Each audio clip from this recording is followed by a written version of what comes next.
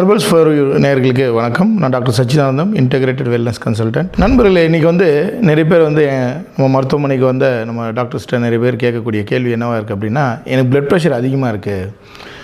நான் கேள்விப்பட்டேன், இந்த மாதிரி பிளட் ப்ரெஷர் அதிகமாக இருக்கிறது ஒழுங்காக மெயின்டைன் பண்ணாமல் போயிட்டால் கிட்னி ஃபெயிலியர் வரும்.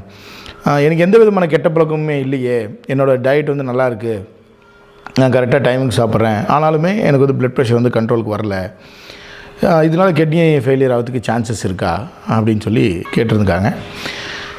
இதுக்கு 3 விஷயங்களை நீங்கள் அப்சர்வ் பண்ணணும். ஒன்று, உங்களோட கண்களுக்கு கீழே இருக்கக்கூடிய இந்த இமைப்பகுதி ஸ்வெல்லிங், அதை வீக்கம் அடைஞ்சிருக்கா, ஒரு மாதிரி பேக் போல் ஃபார்ம் ஆகிருக்கா அப்படின்னு சொல்லிட்டு பார்த்து தெரிஞ்சுக்கலாம்.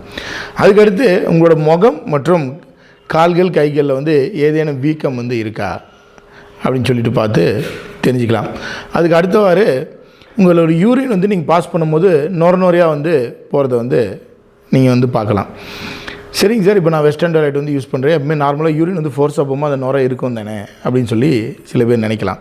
யூரின் பாஸ் பண்ணி முடியும் நீங்கள் ஃப்ளோரில் வெளியில் பாஸ் பண்ணாலும் சரி, இல்லை வெஸ்டர்ன் டாய்லெட்டில் நீங்கள் ஏற்கனவே அங்கே தண்ணி இருக்கும், அதில் நீங்கள் யூரின் பாஸ் பண்ணும்போது நுரையா வருமே அப்படின்னு நினச்சாலும் சரி, இது இந்த நுரை அந்த பபுள்ஸ், எப்படி ஒரு வாட்டர் பாட்டில் நீங்கள் தண்ணி ஊற்றினோடனே அந்த பபுள்ஸ் சில நொடிகளில் அந்த பபுள்ஸ்லாம் காணாமல் போயிடுமோ, அதேமாதிரி அது மாதிரி போயிடும்.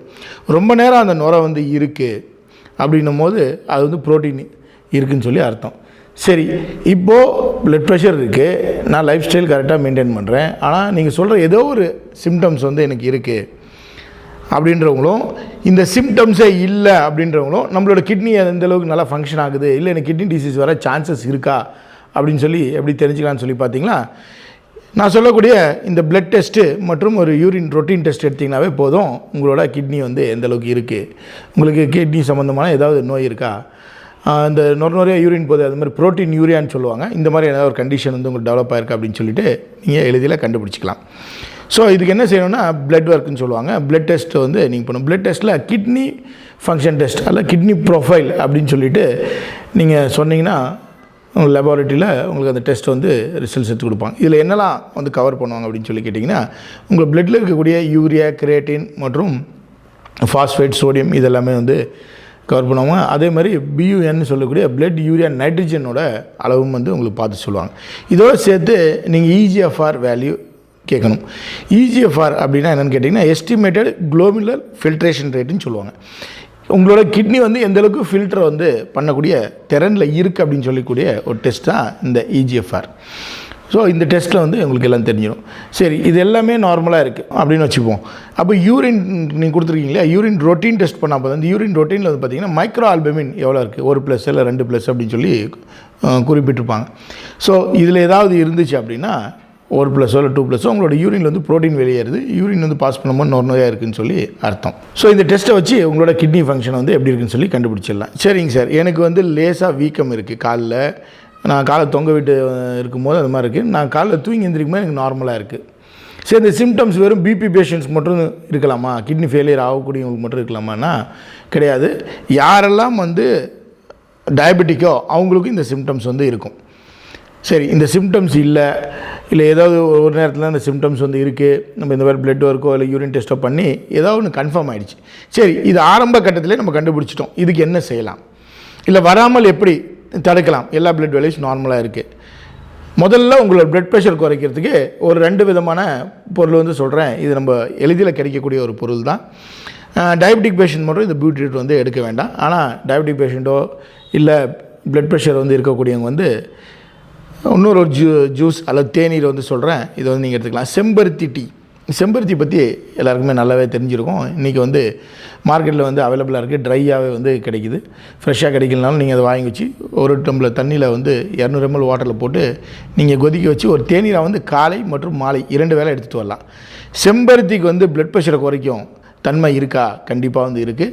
நிறைய பேர் இந்த செம்பருத்தி டீ ஹார்ட்டை வலுப்படுத்தும் அப்படின்னு சொல்கிறாங்க. இந்த ஹார்ட்டை வலுப்படுத்துறது மட்டும் இல்லாமல் ஹார்ட்டில் இருக்க அந்த அடைப்பை கிளியர் பண்ணுறதுக்கு ரொம்ப அற்புதமான ஒரு பொருள். உங்களோட ஹீமோகுளோபினும் ரெகுலேட் பண்ணி கொடுக்கும்.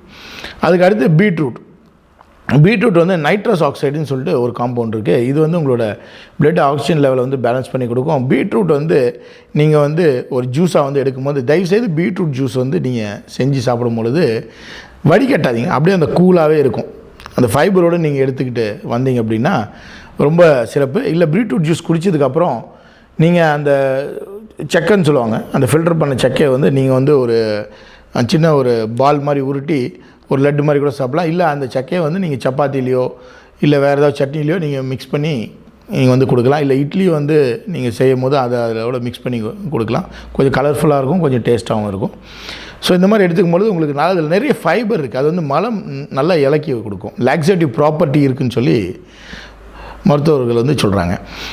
அதுக்கு அடுத்தவாறு உங்களுக்கு பிளட் ப்ரெஷர் கண்ட்ரோல் பண்ணுறதுக்கு ரொம்ப அற்புதமான இன்னும் 2 பொருள் என்னன்னு சொல்லி கேட்டிங்கன்னா, நீங்கள் சமைச்சு சாப்பிட்லாம் அல்லது ஜூஸாக எடுத்துக்கலாம். நீங்கள் வந்து சமைச்சு சாப்பிட்றது ரொம்ப சிறப்பாக இருக்கும். என்ன ஒரு பொருள் அப்படின்னு சொல்லி கேட்டிங்கன்னா, சுரக்காய். குறிப்பாக வந்து நாட்டு சுரக்காய் வந்து கிடைச்சா ரொம்ப சிறப்பு. இந்த நாட்டு சுரக்காயை வந்து நீங்கள் கூட்டாவோ இல்லை ஒரு பொரியலாவோ இல்லை சட்னி மாதிரி கூட நீங்கள் வந்து பண்ணி சாப்பிட்லாம். ஆக்சுவலாக அது ஆல்ரெடி நீர் சத்து உள்ளது, அது வந்து ட்ரை ஆகிறதுக்கு வாய்ப்பு இல்லை. நீங்கள் நல்லா சமைச்சு அது ஒரு சட்னியாவோ துவையல் மாதிரியோ கூட நீங்கள் வந்து செஞ்சு சாப்பிட்லாம். இந்த சுரக்காயை நீங்கள் தொடர்ந்து எடுத்துகிட்டு வந்தீங்க அப்படின்னா உங்களோட கிட்னிகளை வந்து அவ்வளோ அற்புதமாக உங்களை பாதுகாக்கும். அதுமாதிரி கிட்னியோட ஃபங்க்ஷன் வந்து இம்ப்ரூவ் பண்ணக்கூடிய ஒரு அற்புதமான ஆற்றல் வந்து இந்த சுரக்காய்க்கு உண்டு.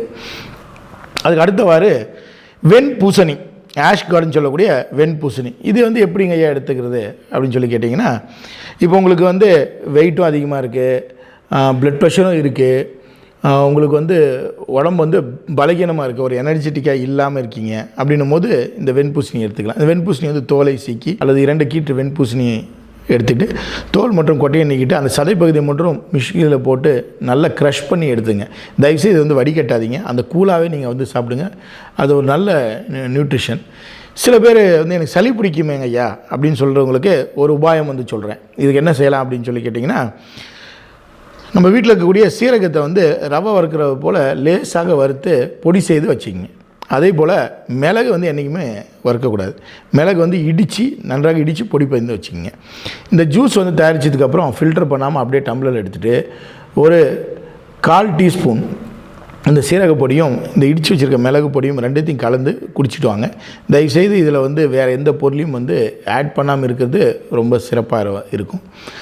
ஸோ இந்த மாதிரி நீங்கள் இந்த வந்து தினமும் காலையில் இந்த ஆஷ்கார்ட் ஜூஸ் வந்து எடுத்துகிட்டு வந்தீங்கன்னா சிறப்பு. இது யார் வந்து சாப்பிட்லாம் அப்படின்னு சொல்லி கேட்டிங்கன்னா, ஒரு யங் ஏஜ் உள்ளவங்கலேருந்து முதியோர் வரைக்கும் சாப்பிட்லாம்.